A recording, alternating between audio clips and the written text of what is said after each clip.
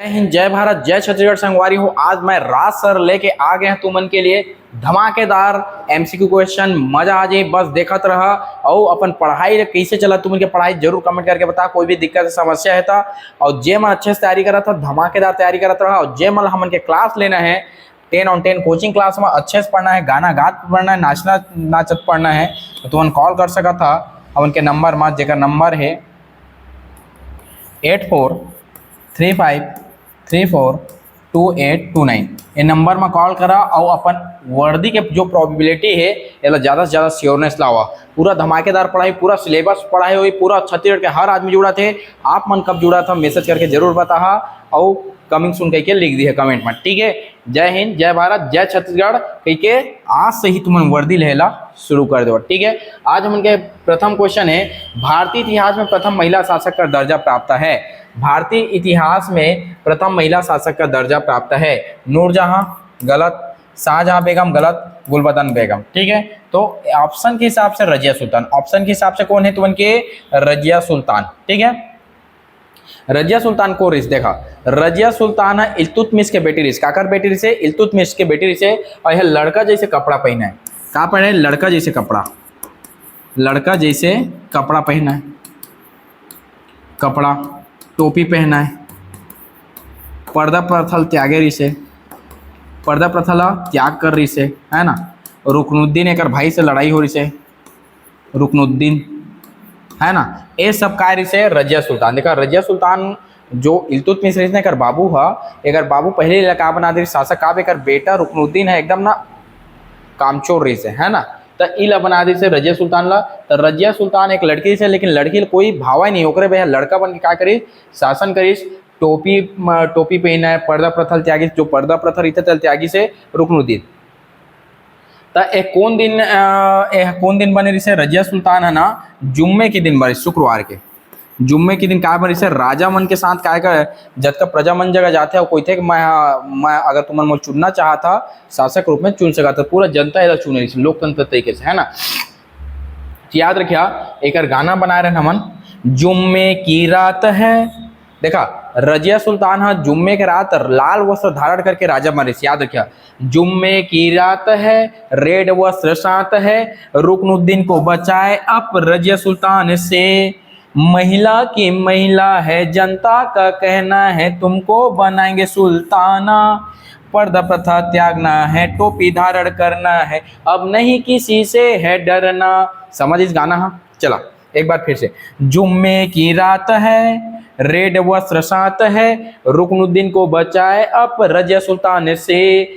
महिला की महिला है, जनता का कहना है, तुमको बनाएंगे सुल्ताना। पर्दा प्रथा त्यागना है, टोपी धारण करना है, अब नहीं किसी से है डरना। ये हरे रजिया सुल्तान के पूरा ट्रिक, इसने गाना गा गा के हमन पढ़ाई करते मजा आ जाता, पूरा खतर, है ना। एक बढ़िया दिमाग में है, ठीक है। चला बार बार रिपीट करके सुन लिया, ठीक है। नेक्स्ट क्वेश्चन में चलता। अकबर का राजस्व अधिकारी जो उनके नवरत्नों में से एक था। तो देखा अकबर के राजस्व अधिकारी रही से बीरबल, तो एक चार टुकारी तक मतलब ओकर राजकवि रही से। मान सिंह तो रईस नहीं है ना। तानसेन था तो ओकर सिंगर वाला है ना, टोडरमल। कौन रही से, राजस्व अधिकारी कौन रही से, टोडरमल। राजस्व अधिकारी कौन रही से, टोडरमल, है ना। तो याद रखिया राजस्व टोडरमल कौन रही से, राजस्व अधिकारी कौन से, टोडरमल, है ना। राजस्व के लिए हमेशा आदमी डरते हैं, राजस्व के लिए आदमी है डरते हैं, है ना। राजस्व के लिए आदमी यहाँ डरते हैं, राजस्व के लिए आदमी, राजस्व मतलब पैसा, पैसा के लिए आदमी हमेशा डरते हैं। राजस्व टोडरमल, है ना। राजस्व के लिए कौन रही से, टोडरमल। दक्षिण भारत के आर्यकरण का श्रेय किसको प्राप्त है।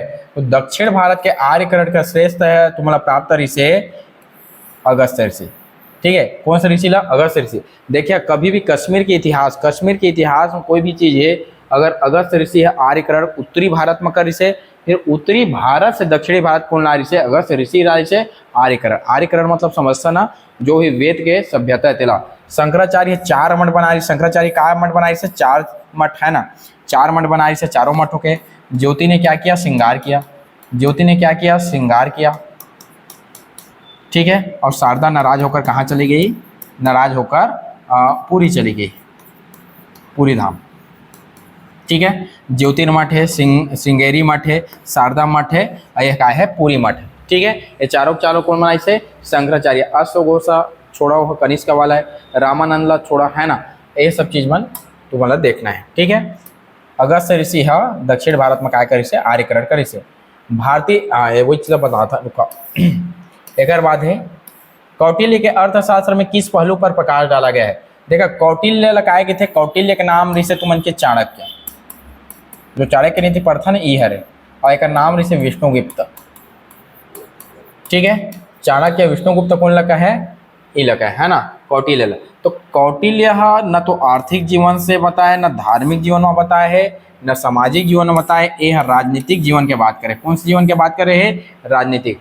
याद रखिए अर्थशास्त्र भले अर्थशास्त्र मतलब धन के विज्ञान होते, लेकिन ये राजनीति के बारे में बताए है। तो कौन है, कौटिल्य चाणक्य। ठीक है, नेक्स्ट क्वेश्चन में चलता।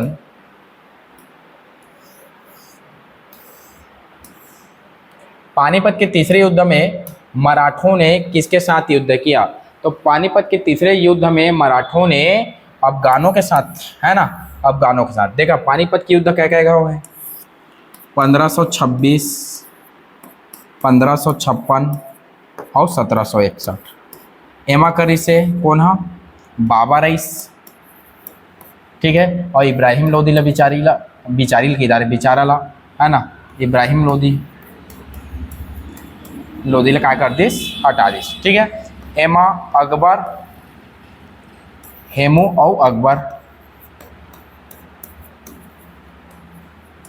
एक ट्रिक है पानीपत की ये पानीपत के प्रथम है, ये पानीपत की द्वितीय है। पहले कैसे प्रथम, पानी दो हेमू बर पानी दो हेमू बर, हेमू विक्रमादित्य अकबर के बीच से ए और इस के मराठा और अहमद शाह अब्दाली, अहमद शाह। ठीक है, मराठा अहमद शाह, है ना। ठीक है, मराठा अहमद शाह अब्दाली 1761, तीनों याद रखें, मोस्ट इंपोर्टेंट। ठीक है, धमाकेदार पढ़ाई चल रही, बस टेंशन मत लेवा। ठीक, बस अपन क्लास ला तुम जल्दी से लेवा। मृच्छकटिकम किस साहित्यकारों में से संबंधित है ना। जो मृच्छकटिकम किताब है वो कौन कौन लिखे का थे, पतंजलि तो नहीं लिखे भाई, कौटिल्य भी नहीं लिखे है, कौटिल्य पढ़दा ने, कालिदास भी नहीं लिखे है, शूद्रक कौन लिखे है, शूद्रक, है ना, शूद्र, है ना, शूद्रक। ठीक है, देखा हम शूद्र पहले कहा समझन, 4 वर्ण होते हैं, ब्राह्मण क्षत्रिय वैश्य शूद्र, और शूद्र हम हमेशा कम समझें। शूद्र हमेशा कहाँ समझें, कम समझें। शूद्र हमेशा कम समझें, मृच्छकटिकम शूद्रक, मृच्छकटिकम शूद्रक। शूद्र हमेशा कहाँ समझें, कम समझें, देख लो मृच्छकटिकम शूद्रक। ठीक है, नेक्स्ट क्वेश्चन में चला था। भारत में मानव का सर्वप्रथम साक्ष्य कहाँ मिलता है। तो याद रखिए नीलगिरी पहाड़ी में नहीं मिला है, नन्ना मलाई में नहीं मिला है, शिवालिक पहाड़ी में मिला है, हमारे नर्मदा मिलते हैं। ठीक है, विश्व के सर्वप्रथम भारत में मानव का सर्वप्रथम साक्ष्य कहाँ मिलता है, नर्मदा घाटी। याद रखें नर्मदा नदी के आसपास ही पहली बार मानव मल्ल दिखे गिरी से। कोई भी सभ्यता हमेशा नदी के किनारे थे, चाहे तुमन सिवरीनाथ देखा, चाहे तुमन रायपुर देखा, चाहे तुमन चापा देखा, कोई भी शहर है सब कार्य थे नदी के किनारे ही रहते। ओकरे नदी किनारे सभ्यता के का होते विकास होता है। वो आज वही नदी हम का करत हन, अनदेखा करत हन। अशोक का अंतिम युद्ध कौन सा था। तो अशोक के अंतिम युद्ध रही से कलिंग के युद्ध, अशोक का अंतिम युद्ध रही से कलिंग के युद्ध आया 261 BC में हुई से। देखा जैसे अशोक का क्या करते, अशोक का जैसे राजगद्दी धारण करते होकर 8वें वर्ष में कलिंग के युद्ध करते। कलिंग के युद्ध में इतना नरसंहार करते, लाखों आदमी लोग मार देते। और वही समय एक उपगुप्त नाम के लड़का आते, और उपगुप्त नाम के लड़का आते वो कम थे, ये अशोक के थे, का कर देश के थे, तो वो के थे चटकन मारे हाथ भागवे के थे, नान बुटनी मोला अशोक के बोलो आदत के थे, सुन के थे। तो एक दिन दाई रही से धम्मा है ना, दाई के नाम धम्मा रही अशोक के, बोला तोर भाई बन मार देता था, अपन 99 भाई हत्या कर दे। और तब सोच तो इतने लाखों आदमी मारे हस, और लाखों आदमी मारे, लाखों आदमी के दई दादा मन कैसे रोआ, तो काकरो बेटा हुई काकरो बेटी हुई, कहूँ देखा तो अपन दई दादा कब आई तो भात खाबो के, तो वो मतलब दुख नहीं लागत हुई। तो ये सब बात लोग सुनते ना तो अशोक के आँखी ले आंसू निकल जाते। तुम्हारा जल्दी बताता तो तुम्हारा उतना नहीं महसूस हुई, लेकिन क्लास में बता तुम्हारा मजा आ जी का कहानी है ना। तो उपगुप्त के बाद में पूरा होकर अश्रुधारा बहने लगते, और वही 1 साल 2 साल बाद वो अपन अस्त्र शस्त्र त्याग कर देते, और अशोक का क्या करते, धम्म की नीति में चलते, पूरा शस्त्र त्याग कर देते।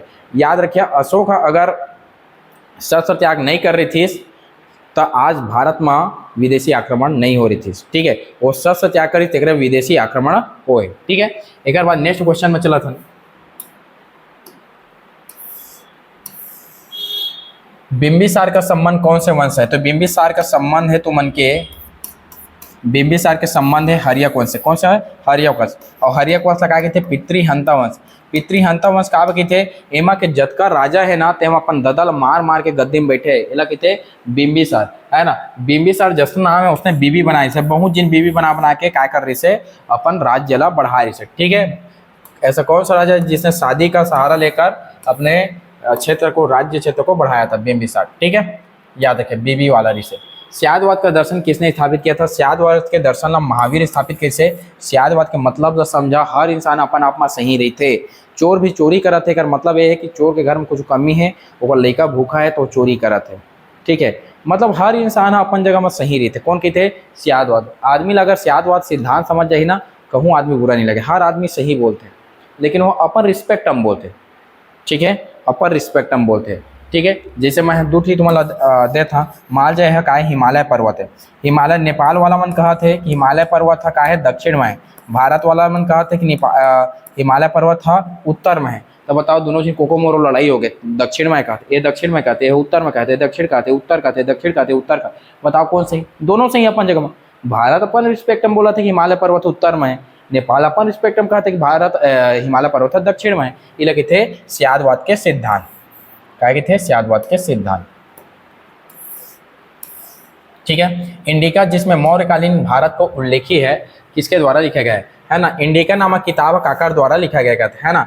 तो मेगा इंडिया कैसे है? मेगा इंडिया कैसे है? मेगा, है ना। मेगा इंडिया का है? मेगा इंडिया का बोलना है? मेगा इंडिया का बोलना है? Mega India. मेगासनीज का लिखे इंडिका नामक किताब लिखे। मेगासनीज काकर काल में आ रही से? चंद्रगुप्त मौर्य के काल में। चंद्रगुप्त मौर्य काल में कौन आ रही से? मेगासनीज आ रही से। चंद्रगुप्त मौर्य के काल में कौन आ रही से? मेगासनीज आ रही से। और ये है, ठीक है, यूनान देश के। कौन सा देश के से? यूनान देश के। ठीक है, यूनान देश के मेगासनीज। निर्विरोध चुने जाने वाले राष्ट्रपति कौन है ना। देखा हमेशा जीते रह बेटी, जीवत रे बेटी नीलम, जीवत रह, है ना। जीवत रे बेटी, निर्विरोध चुनाव, है ना। जीवत रह तो मैं आशीर्वाद देता तो है निर्विरोध चुनावे। जीवत रह बेटी, जीवत रह, है ना। नीलम संजीव रेड्डी। निर्विरोध चुने जाने वाले राष्ट्रपति कौन है? नीलम संजीव रेड्डी। जीवत रह रे बेटी, जीवत रह, निर्विरोध चुनाव। डोकरी दे देते, आशीर्वाद देते। ठीक है, लोकसभा के बारे में निम्नलिखित में से कौन सा कथन सत्य है? जो लोकसभा है उसके बारे में कौन सा कथन सत्य का है? लोकसभा का सदस्य बनने के लिए न्यूनतम आयु 21 वर्ष चाहिए। बिल्कुल गलत, 25 वर्ष चाहिए।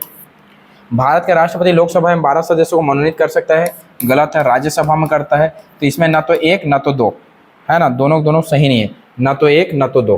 ठीक है, दोनों सही नहीं है। देखा, लोकसभा में चुनाव के लिए 25 वर्ष चाहिए और राष्ट्रपति राज्यसभा में 12 सदस्य ला मनोनीत करते। लोकसभा में नहीं करे। लोकसभा में पहले दो ला एंग्लो इंडियन में मनोनीत करते इसे, लेकिन वो अब हटा दे। लोकसभा का सदस्य चुने जाने के लिए एक व्यक्ति किस आयु से कम का नहीं होना चाहिए? याद रखिए, अब इच्छा बताएं। लोकसभा में तुम्हें चुनाए जाने के लिए 25 वर्ष, राज्यसभा में चुनाए जाने के लिए 30 वर्ष, राज्यसभा में 30 वर्ष, लोकसभा में 25 वर्ष। ठीक है, कानून का समान संरक्षण। कानून का समान संरक्षण वाक्य कहाँ से लिया गया है? कानून के समान संरक्षण अमेरिका से लिए गए, है ना। मेरी संरक्षण, मेरी समान संरक्षण, मेरी समान संरक्षण, मेरी समान संरक्षण का बोलना है? मेरी समान संरक्षण, मेरी संरक्षण, मेरी समान संरक्षण का बोलना है? मेरी समान संरक्षण, मेरी समान संरक्षण अमेरिका से लिए गए। ठीक है, भारत के संविधान में किस अनुच्छेद में मूल कर्तव्यों का प्रावधान है? याद रखिए, मूल कर्तव्य के प्रावधान तुमन के, है ना। मूल कर्तव्य के 51A कामा है, 51A में मूल कर्तव्य के, है ना। मूल कर्तव्य कौन सी समिति द्वारा अपनाए गए हैं? सरदार स्वर्णसिंह समिति, स्वर्ण समिति। ठीक, सरदार स्वर्णसिंह समिति द्वारा मूल कर्तव्य ला अपनाए गए हैं। 11 मूल कर्तव्य है और 11 मूल कर्तव्य ला तुमन जानिया, है ना। ठीक है, क्लास में एकदम डिटेल से पढ़ा। संविधान में निम्नलिखित में से किस प्रावधानों के अंतर्गत भारतीय संसद को नया राज्य बनाने का अधिकार है?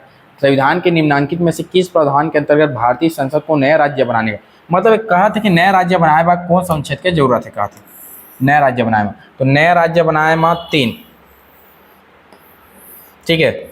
नए राज्य बनाने में कौन से अनुच्छेद की जरूरत है? 3। कोई भी नए राज्य बनते ना तो अनुच्छेद 3 के तहत ही बनते, है ना।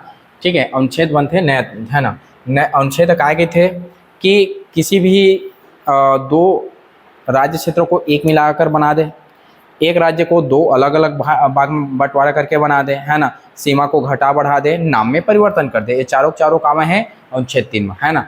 1 ला 2 कर दे, 2 ला 1 कर दे, सीमा ला घटा बढ़ा दे या नाम ला परिवर्तन कर दे। जो भी नाम परिवर्तन आता है अनुच्छेद 3 के अंतर्गत ही आते, याद रखें अनुच्छेद 3। संविधान के किस अनुच्छेद के अंतर्गत राष्ट्रपति को पिछड़ा वर्ग आयोग की नियुक्ति करने का अधिकार है? याद रखिए 34-0, है ना। 34-0 ओबीसी है हीरो, 34-0 ओबीसी है हीरो, 34-0 ओबीसी है हीरो, 34-0 ओबीसी है हीरो, 34-0 ओबीसी हीरो 340 के तहत। ठीक है, तो आज के लिए इतना ही 34-0 ओबीसी हीरो के साथ आज मैं अपन वाणी खत्म करा था। अगर तुम्हारा अच्छा लगे हो तो बिल्कुल क्लास ले सकता था। हॉस्टल वार्डन के क्लास चलत है, सीजीपीएससी के क्लास चलत है और तुमन के पुलिस के क्लास चलत है। धमाकेदार तैयारी होते भाई। अगर तुम्हारा क्लास लेना, अगर वर्दी लेना है, अगर हॉस्टल वार्डन के क्लास लेना है, बिल्कुल ये नंबर हम मैसेज कर सकता था। नंबर तो जाना था 8435342829। चला, जय हिंद, जय भारत, जय छत्तीसगढ़।